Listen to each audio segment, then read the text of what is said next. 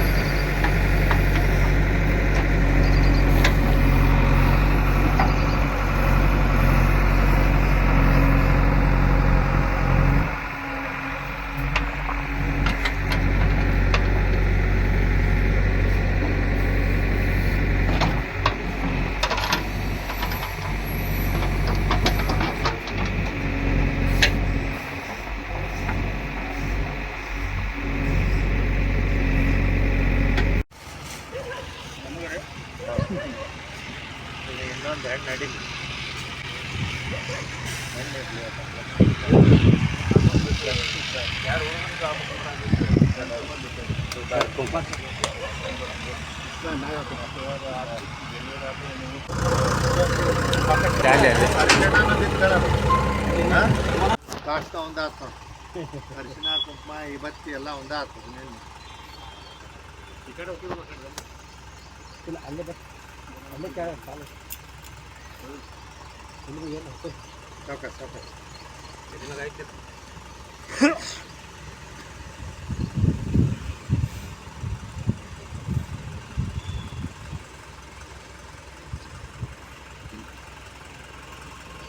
ಬಾ ಪ್ರಕಾಶ ಕೈ ಜೋಡಿಸ ಅಣ್ಣ ಕಾಲು ಮಡ್ಚನ ಪ್ರಕಾಶ ಕಾಲು ಮಡ್ಚನ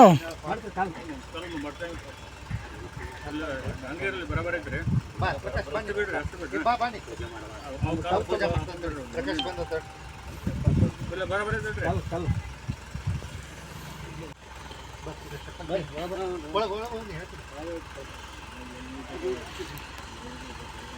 ನೋಡು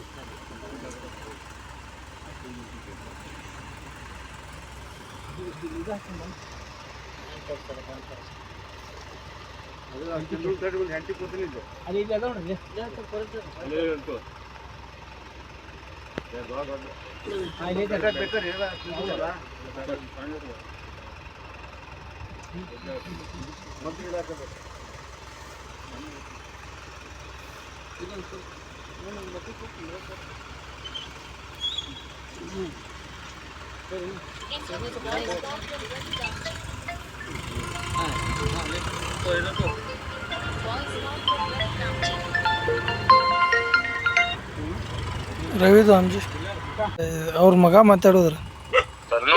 ಹ್ಞೂ ರೀ ಆರಾಮದಿ ನೋಡ. ಇಲ್ಲೊಂದು ಆಕಳ ಸತ್ತಿತ್ತವಣ್ಣ 33ರಾಗ. ಹೌದು ನನಗ ಅದ ಹೇಳಿದ್ರು. ಅವ JCB ನಮ್ಮ ಮುನ್ಸಿಪಾಲ್ಟಿ ಈಗ ಬಂದಾನಲ್ಲಿ. ಅವ ಅಂದ ನನಗಿಲ್ಲ ಬಾಬು ಅಣ್ಣಾರ ಗಾಡಿ ಹಾಕೊಂಡ್ ಹೊಂಟಾರ್ರಿ ನೋಡಿದಾನ ಅಂತಂದ. ಆದಪ್ಪ ದೊಡ್ಡ ಹೆಲ್ಪ್ ಮಾಡಿ ಒಂದ್ ಫೋಟೋ ಹೊಡ್ಕೊಂಡ್ ಬಿಟ್ಬಿಡ್ ನನಗಂದೆ ನಾನು. ಬ್ಯಾರೆ ಅಂದ್ರ ಕೆಲಸ ಇಲ್ಲ ನಿಮ್ ಕೈಲಿ ಅವ್ರಿಗೆ ಏನಾರ ಬಂದ್ ಅವ್ರ ಬಾಬು ಅಣ್ಣಾರ ತಕೊಂಡ್ ಹೊಂಟಾರ. ಪೂಜೆ ಮಾಡತ್ತಾರ ಪೂಜೆ ಮಾಡತ್ತಾರ ಇಲ್ಲಿ ನಮ್ಮ ಇವ್ರು ಮಾತಾಡ್ತಾರ ನೋಡ್ರಿ. ಮಾತಾಡ್ರಿ ಬಾಂಡ್ಗೆ ಸರ್ ಮೆಂಬರ್ ರೀ. ಏನ್ ಮಾಡ್ಲಿ ಬಾಣಿಲ್ಲ ಬಂದ ಮಾತಾಡಿದ್ರೆ ಮಾತಾಡ ಅಣ್ಣ ಇಲ್ಲೇ ಬರ್ಬೇಕಂತ ಬಾ ಅಣ್ಣ. ಹೌದಾ ಊರಾಗಿರ್ಲಾರ್ದಕ್ಕ ಅವ್ನು JCB ಬೈದ್ ವಾಪಸ್ ಬಾಬು ಅಣ್ಣಾಗ ಹಚ್ಚಿಂತ ಅಂತ ಹೇಳಿ ನನಗೊಬ್ಬ ಮೆಹಬೂಬ್ ಅನ್ನ ಒಂದ ಹೇಳ ಕಾಕರಿಗೆ ಹೇಳ ಅವ್ರು ಮತ್ ಪಾಪ ಅವ್ರು ಹೇಳೋದ್ ಸಹಜ ಐತೆ ಇಲ್ಲಿ ಬಾ ಅಂತ ಹೇಳೋಂಗ ಅಂತೇಳಿ ಹಾವೇರಿಗೆ ಒಂದ್ ಲಗ್ನಕ್ಕೆ ಹೋಗಿನಂತ ಹೇಳಿ ಕಾಕರಿಗೆ. ಆಯ್ತು ಓಕೆ ಇಲ್ಲ ಓಕೆ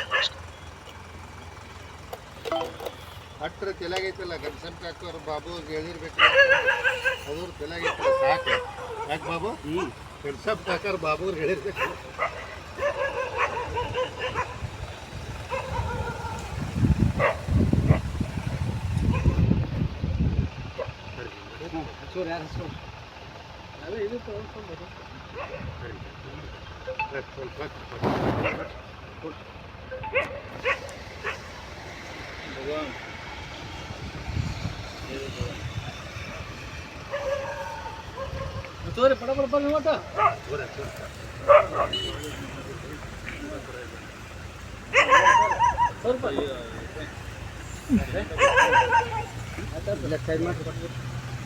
ಇನ್ನೊಂದೆರಡು ಉಂಡಿ ಅದ ನೋಡ್ತೇವೆ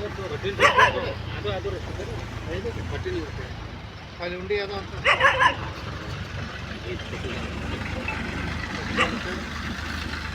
ಸ್ವಲ್ಪ ಗೊತ್ತು ತೊಂದ್ರೆ ಹೋಗ್ರಿ ಹೊಸಲ್ ಕೂರಿ ಅಲ್ಲಿ ಹೋಗೋಣ ಬರ್ತಾರಲ್ಲ ಅಲ್ಲ ಅಲ್ಲೇ ಬರ್ತಾರ ಅವರು ಅವ್ರು ಬರ್ತಾರ ಫೋನ್ ಹೇಳ್ತೀನಿ ಗೊಬ್ಬರ ಭಾಳ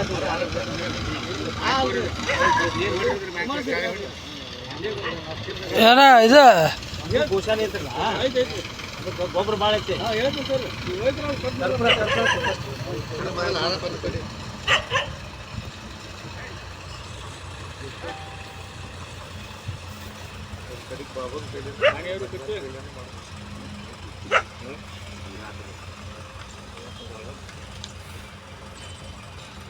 ಖಾರ ಎಷ್ಟು ಹೇಳಿರಿ ಎರಡು ಒಳಗೊಂದ್ರೆ ನಾಲ್ಕು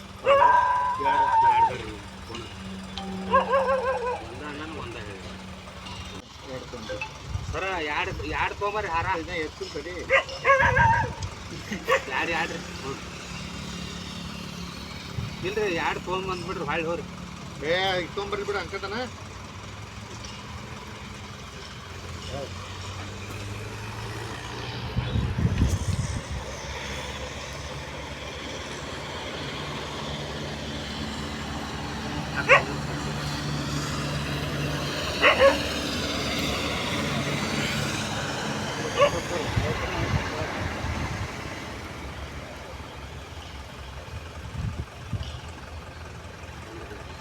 ಇರ್ಲ ಒಂದು ಮುಚ್ಚಿಬಿಟ್ಟ ಇನ್ನೊಂದು ತೊಂಬರ್ದು ಮೇಲೆ ಮೇಲೆ ಹಾಕಿ ಬರೋಬ್ಬರಿ ಮುಂದೆ ನಿಂತು ಬೆಳೆದ್ಬಿಟ್ರಿ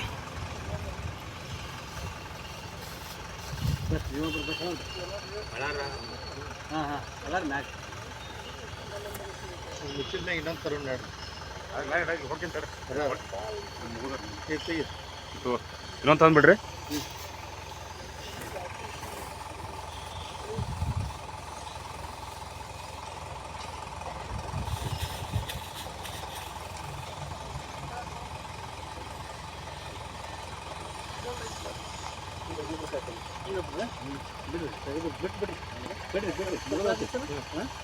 ಇದು ಕಾಯ್ದು ಮ್ಯಾಗ ಮ್ಯಾಗ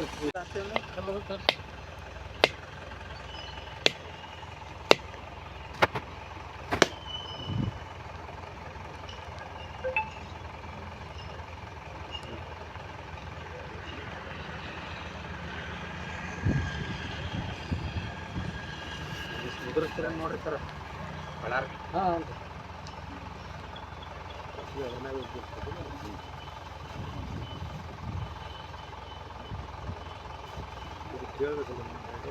ಪ್ರಕಾಶ್ ಇದ್ರ ಮ್ಯಾಗ ಹಾಕ್ಲೆ ಹೌದು ಸರ್ ಇಲ್ಲಿ ಮುಂದೆ ಹಾಕೊಂಡ್ ತಗೊಂಡು ಮುಂದೆ ಹಾಕೊಂಡು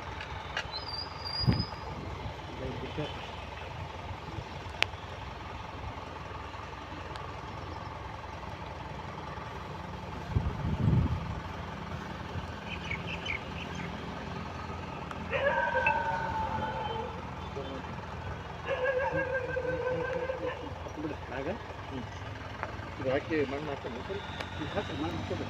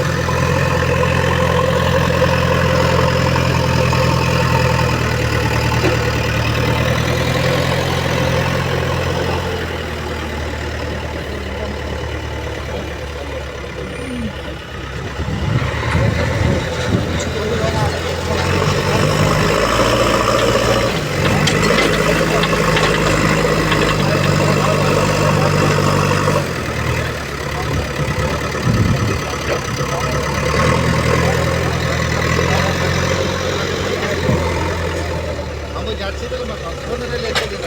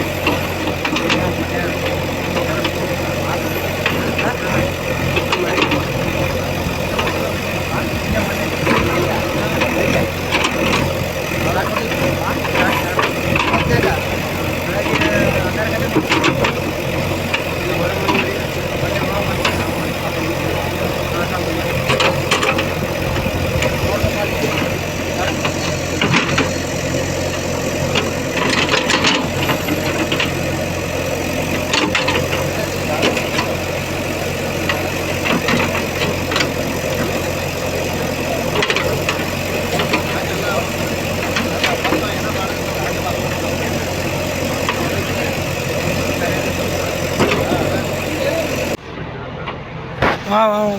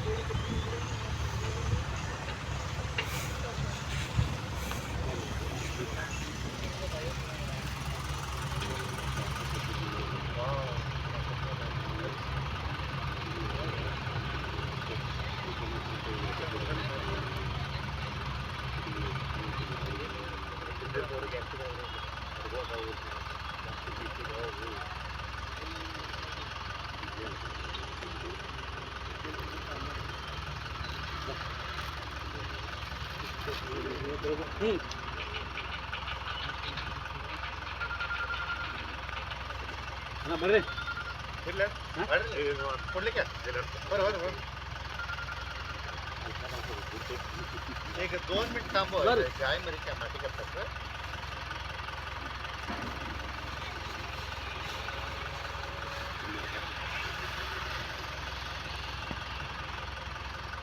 लेकिन के असलेलं नाही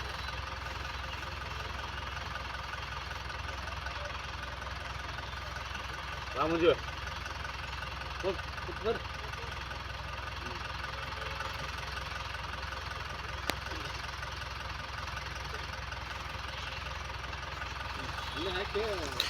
ಇನ್ನೊಬ್ರು ಬೆಳಗ್ರಿ 4 ಮಂದಿ ಆದ್ರು ರಾಮಣ್ಣ ಕೊಟ್ಬಿಡ್ರಿ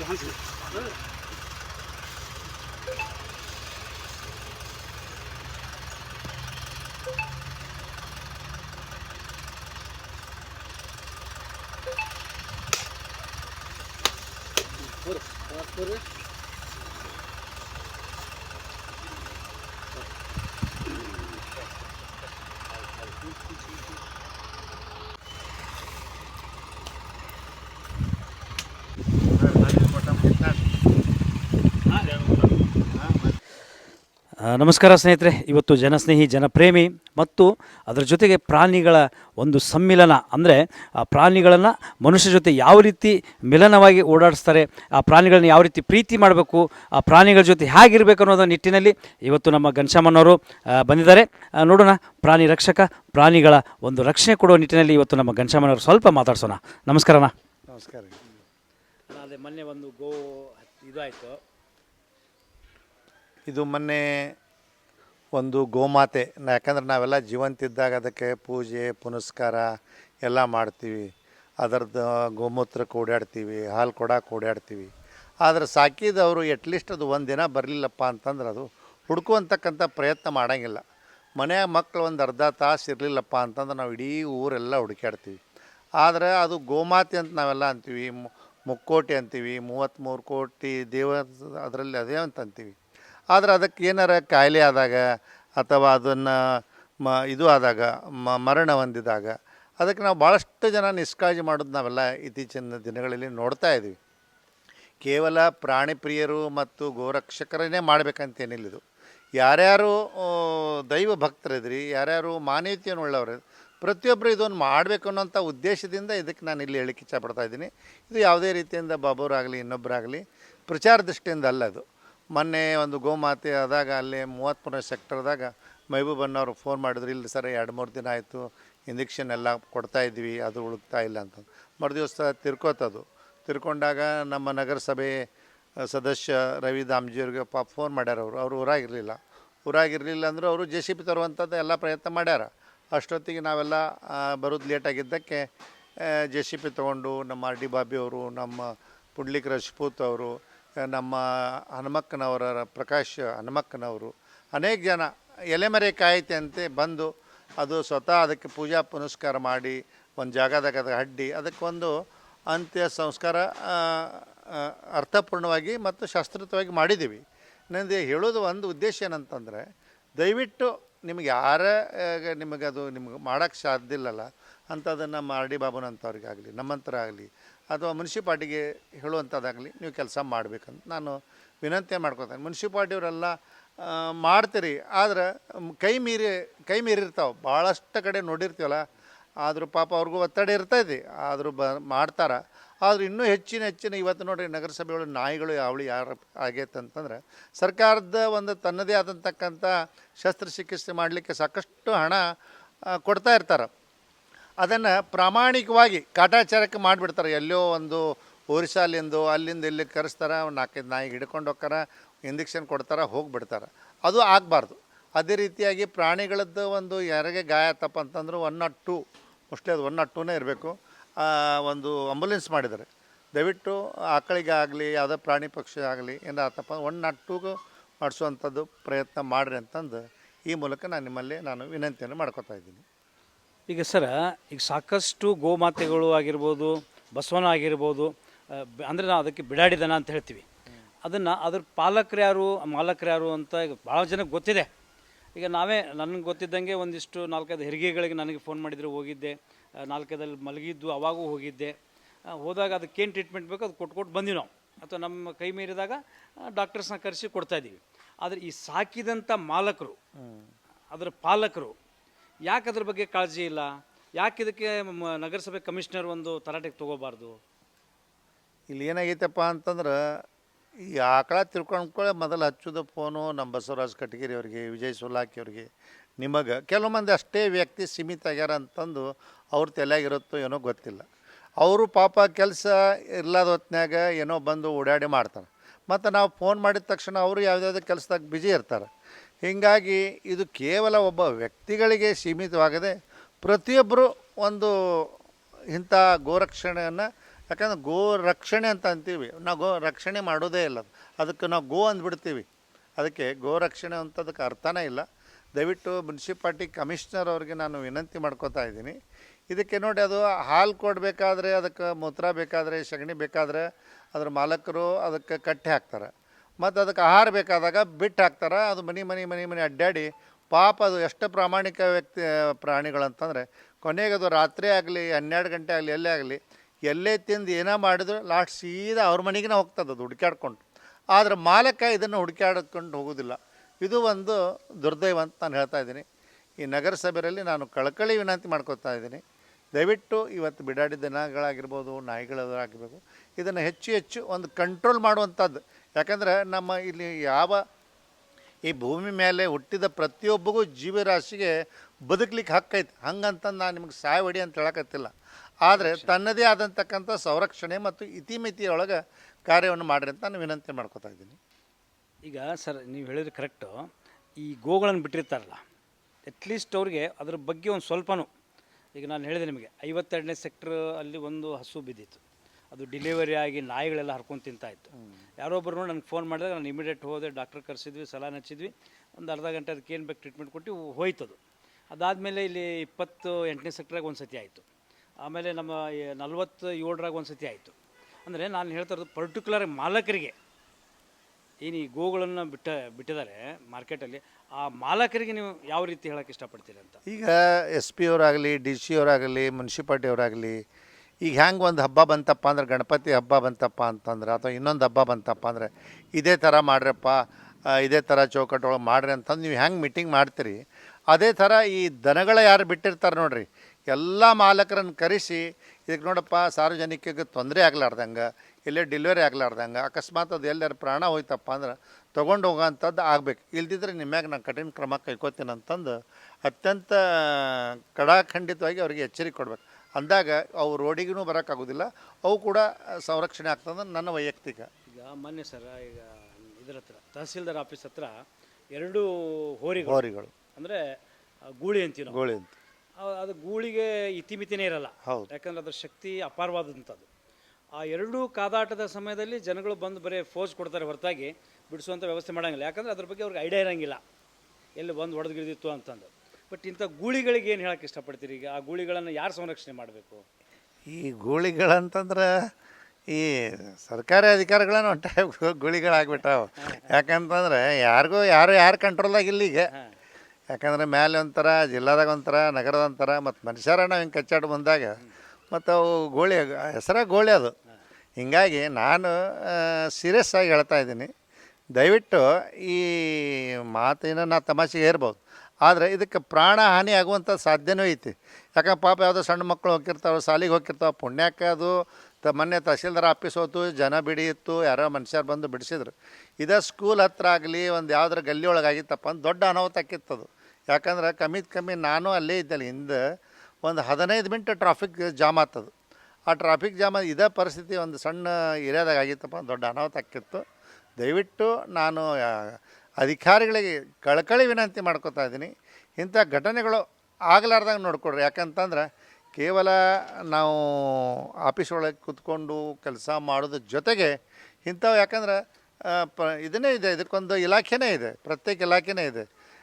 ದನದ ದವಾಖಾನೆ ಇದೆ, ಮತ್ತು ಪಶು ಕಂಪಲಾನೇ ಇದೆ. ಒಟ್ಟಾರೆ ಅದರದ್ದು ಸಚಿವರನ್ನೇ ಇದ್ದಾಗ ಮತ್ತು ಅದರದ್ದೇ ಒಂದು ಇದೂ ಇರ್ತದೆ, ಅದಕ್ಕೆ ಖರ್ಚು ಅನುದಾನ ಇರ್ತದೆ. ಮತ್ತು ಆ ಅನುದಾನ ಯಾವುದಕ್ಕೆ ಏನೇನು ಖರ್ಚು ಮಾಡ್ತೀರ ಅಂದ್ರೆ ಇಂಥದಕ್ಕೆ ಮಾಡಿರಿ ಅಂತ ನಾನು ವಿನಂತಿಯನ್ನು ಮಾಡ್ಕೊತಾ ಇದ್ದೀನಿ.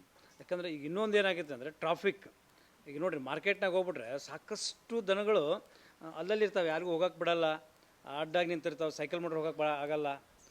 ಮಾರ್ಕೆಟಲ್ಲೂ ಕೂಡ ಅಷ್ಟೇ ಇದರ ಪ್ರಾಬ್ಲಮ್ ಇದೆ. ಈಗ ಎಲ್ಲ ಕಡೆ ಇದೆ, ಬರೀ ನಮ್ಮ ಬಾಗಲಕೋಟೆಗೆ ಅಂತಲ್ರಿ, ಇಡೀ ರಾಜ್ಯದಾಗನ ಈ ಥರಗಳು ಇರ್ತದೆ. ಪಾಪ ಅವರು ಒಂದು ಗೋಮಾತೆ ಅಂತಂದು ಸೈಡ್ ಹೋಗ್ತಾರೆ, ಆದ್ರೆ ಅಧಿಕಾರಿಗಳು ಇದ್ರ ಬಗ್ಗೆ ಹೆಚ್ಚು ಇದಕ್ಕೆ ನಾವಂತೂ ಗೋಮಾತೆ ನಂಬ್ತೀವಿ, ಗೋಗಳು ನಾವು ಗೋಶಾಲೆ ಇದೆ. ಬಟ್ ನಾನು ಹೇಳ್ತಾ ಇರೋದು, ಈ ಮಾಲೀಕರು ಏನು ಬಿಟ್ಟಿರ್ತಾರಲ್ಲ ಅವ್ರಿಗೆ ಯಾಕೆ ತರಾಟೆ ತೊಗೊಳಲ್ಲ ನೀವು? ಯಾಕೆ ಅಲ್ಲಿ ಗೋಗಳನ್ನ ತೊಗೊಂಡೋಗಿ ಗೋಶಾಲೆಗಳಿರ್ತವೆ ಅಥವಾ ನಮ್ಮ ಪಾಂಜರಪುಳಿ ಇರ್ತವೆ ಅಂತಲ್ಲಿ ಯಾಕೆ ಬಿಡಬಾರ್ದು? ಯಾಕಂದ್ರೆ ಅವ್ರು ಡೆಲಿವರಿ ಆದಾಗ ಅದ್ರ ಕಷ್ಟ ಅದಕ್ಕೆ ಗೊತ್ತು. ಯಾಕಂದರೆ ಅಲ್ಲಿ ಹೋಗ್ಬೇಕಾದ್ರೆ ಪ್ಲಾಸ್ಟಿಕ್ ತಿನ್ನುತ್ತೆ ಅಥವಾ ಏನಾರು ಬಿದ್ದಿದ್ದು ಆ ಹೊಟ್ಟೆ ಹಸುವಿಗೆ ಏನಾದರೂ ತಿಂದುಬಿಡುತ್ತೆ. ನೀವು ಸಾಕಾಗಿಲ್ಲ ಅಂದರೆ ಮಾಲೀಕರು ಯಾಕೆ ಅದನ್ನು ಬಿಡ್ತೀರಿ ಹೊರಗಡೆ? ಅದನ್ನು ನೀವು ಗೌರ್ಮೆಂಟ್ಗೆ ಒಪ್ಪಿಸಿ, ನಿಮ್ಗೆ ಆಹಾರ ಹಾಕೋಕ್ಕಾಗಿಲ್ಲ ಅಂದರೆ.